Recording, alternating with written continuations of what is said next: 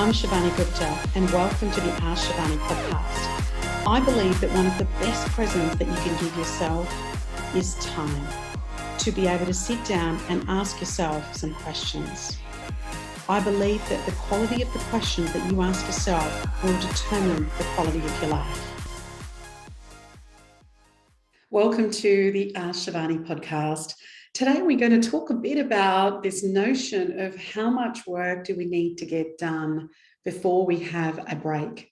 Through the pandemic, one of the things I've noticed is in conversations with colleagues and clients that people have needed to have very much a respite and a break. And those breaks that when we used to get away and go to our favourite places, whether they be in your own country or hop on a plane and go either near or far, a lot of those choices were taken away from us, and for some of us still have been taken away from us. So as we're starting to, not that the pandemic's gone away, but as we're starting to navigate through the fact that a lot of us can now travel, and at least to certain places domestically within your own countries, but also now starting to be overseas, I've noticed more and more people feeling quite stressed about actually taking time off. Now, this is not a new phenomenon. For many years, many decades, people have this massive amount of workload and they feel that they need to finish that, whether you work for somebody else or whether you work for yourself. And one of the things is you want to do the best service, whether that's for your staff or for your clients internally or externally into the organisation. And again, the same thing applies whether you run your own business or whether you work for other people. And so you want to have this almost what we call this mountain of work, this big stress curve in terms of getting to that crescendo, getting to that peak so that you can get all of this work done before you are able to take this much needed break. And then when you come back, there's this big curve of stress and climbing up to that crescendo to catch up on all the different things that you might want to do. One of the things I've noticed speaking to certain clients, particularly some female clients, is this need to continue to provide amazing service 24/7, like all the time, 365 days a year. And that is not possible, right? We know that we're not robots. We know that we're humans. We know that we need those times to be able to have the respite, to be able to have that break, whether that's just stopping work and just getting away for some time, but you need that, rest and relaxation or rejuvenation, R&R as we often call it. So why is it that we feel all the stress, and how could we try and perhaps reduce some of the stress? And this is the question that I've been asking a number of clients and also working with a number of people around that same issue. And here are the 2 or 3 big key things that have come out in those conversations. One is that I noticed that I have a healthy sense of ego, and I have an unhealthy ego. Now, the healthy ego says, hey, you've got to take pride in your work. You've got to help your clients out and make sure that you get the work done that you want to get done and to be able to provide it at a pretty good standard.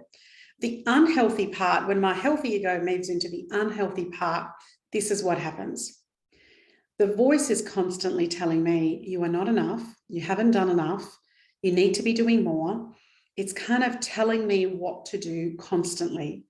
And I never, it doesn't matter how much work I get done, doesn't matter how many clients I might have won, doesn't matter how many presentations I might have, doesn't matter how hard I work, this voice I find of my ego when it's in its unhealthy state is relentless. It's constantly nagging me. It's constantly telling me that I'm not enough, constantly telling me that I need to do more. And when I do more and I listen to it, same issue. It's like never, ever goes away. So one of the conversations I've been having with people is to really notice, is your ego in its healthy state, or has it moved into its unhealthy state? So to be able to do work to the best of your ability in the time that you have, to work smarter and harder, all of those things is fantastic. But sometimes, even if you've done all of that and you've been able to create so many different things and this voice is still telling you that it's kind of not enough, that's when we know that we've entered an unhealthy state. And that voice, as I just said, it's never enough. So we really need to become aware of it. We really need to then be able to say, hey, this is an unhealthy state of my ego, and I need to be able to still have the ego and do my work, but how do I bring it back into the healthy state? So the conversation might look like, I'm 3 days to go before I go on a holiday, and I've got, let's say 73 tasks that I need to get done, there is no way that the time that I have available, I'm going to get 73 things done. So I prioritize those lists and I come up with the top 15 things out of those 73 things that I need to be able to do, that are urgent and are important, and I need to be able to get them done. Great. So you start doing them and you work really hard, you work some extra hours, you work really diligently, and by the third day, you get all 15 things done. Maybe you get an extra couple done. The unhealthy voice will say, there is still so much to do and you are not good enough. The healthy part would say, wow, there's still a lot to be done, but in the time that I've had, I prioritized, I did everything that was in my control, in my power, in my time frame. I worked really hard, I worked really smart. I've got these 15 things. Hey, there was a bonus action that I did, which was number 16. That's all I can do. I need to now go on my leave and I need to really have my R&R. I really need to rejuvenate and recharge and then be able to come back and kind of do it all again. And again, when you come back, you would have the same conversation. Look, I know there's lots to be done. There's a lot of things to catch up on, whether that's emails, updates, catching up with your staff, your team. Again, prioritize what you need to get done in the first few days. And so you don't have this state of overwhelm. Do the bits that are the musts, not the wants. And then we get to the wants a little bit later. And again, just be kind to yourself. The healthy ego is kind to yourself. The unhealthy ego is never kind. So to be able to listen to this healthy ego that says, hey, I know that you have just come back from leave. I know there's a lot of things to be done. Here's my list of priorities. Again, working hard, diligently, smart, and being able to get through them. So that's probably the first thing, is just recognizing where you're in and where you're not. The other thing is that if you ever say to your staff, if you've got team, or you say to some of your clients, look, I don't think you can ever take time off. Sorry, staff, I know you get paid for however many weeks you might have annual leave, whether it's 2 weeks or 4 weeks, depending on which side of the world you're on, but sorry, you can't take that anymore. You need to be working through all of your leave. I think your staff will probably, perhaps swear, perhaps use other expletives and not say very nice things about that. And they probably over a very short period of time would not want to work for you. They need that time. Same thing with the clients. If you said to the clients, hey, I don't think you should be ever having a break. I really think you need to be working, whether it's again working for somebody else or themselves, and you cannot actually have a break. And they would probably not want to work with you or you to provide those services to them, because they'd say what you're asking for is ridiculous. However, what we wouldn't impose on others, we sometimes impose on ourselves. I was speaking to somebody the other day and they are now looking at cutting some of their holiday from about 3 weeks down to about 2.5 weeks. They're like, oh, it's not much, Shivani. It's only 3 or 4 days. And really that would allow me to get some other things done. We would never impose that on our team. We would never impose that on our clients. So then why do we feel like we impose that on ourselves? And so again, the conversation went along the lines of talking to people around leadership, right? Because self-leadership is really important. So leading is really, we do the walk, we do the talk, whatever we say we do, and then other people do that around us. So when we have this attitude that nobody can survive without us and you can't actually have that leave, it's not a great thing to impose that on yourself. And just remembering that would not fly in any business model, to be able to not allow people to take leave, and allowing yourself, giving yourself the permission to be able to do that. So I've done sometimes really simple exercises where you write in your journal or you write yourself a permission note, which basically says, I give myself permission to go away on these 3-week holidays.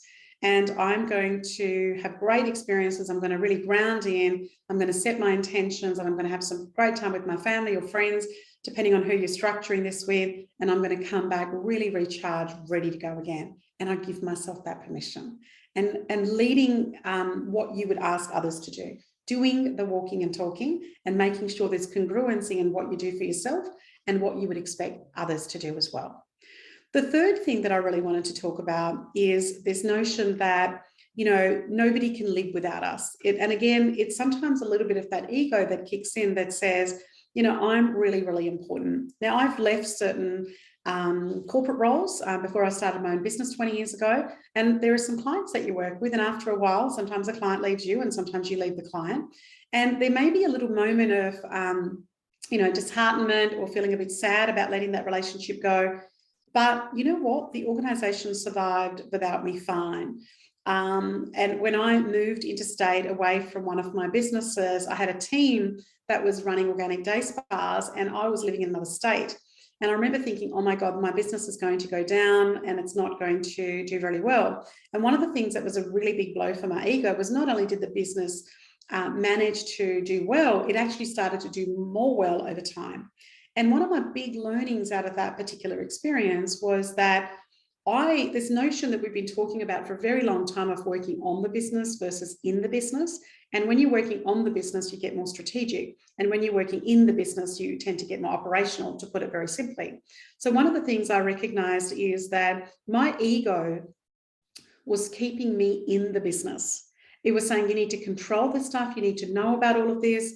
You know, you're kind of indispensable, basically. This business can't run without you, Shivani. And you know what? As I said, it did run really well. And in fact, it flourished, till the point that I exited that business. So just this notion that somehow people can't survive without you. And if you're going away for a trip with your friends and you're leaving your family behind, or vice versa, thinking that, the whole world's going to come apart. And if there's that much of a dependency, it's probably good that you're testing it.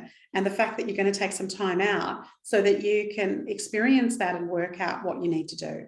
So really recognizing that you're very important to some people, not to say that you're not important, but you're not indispensable. It's okay to take some time out, and your clients will be fine. If you're going without your family will be fine.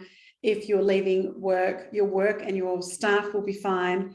And in fact, they might even flourish because they've got some opportunities to be able to grow and step up into certain positions and certain projects and be empowered in certain things. Not to say you disempower them, but they sometimes just naturally have to step up from what they're doing. And so really, if you are taking a break, then apply those things. Having said that, I'm just about to take 3 weeks, and I've been planning and talking about this podcast for a few weeks now. But it's interesting that this week I'm going to take some time out. And again, I felt, even what I'm sharing with you and some guidance with you, I certainly felt that stress and overwhelm. Oh my goodness, I've got to do that presentation. Goodness, we've got to record this podcast. I've got some mentoring clients. Oh my goodness, I have to do that. And then that's on top of all the different things with, kids. And I worry about silly things sometimes, like, because we're all a vegetarian family, we'll go on the plane, and because we're going to the other side of the world, there'll be nothing to eat for my kids, like's happened in the past. So then I'm thinking about snacks we're going to pack, what we're going to take, what we're not, and then my head gets very, very, very full. And so I'm sharing that very openly and vulnerably with you, that although I'm talking about certain solutions here, I've just been through that cycle, and I've had to really remind myself of these 3 principles and realize that it's absolutely okay to go and do this. And finally, after 4 years of not being overseas as a family, to finally be able to stop, take a breath, really go and celebrate some space and time in our school holidays, and come back really recharged. I hope today was helpful. Always happy for some feedback. I hope you have a wonderful day.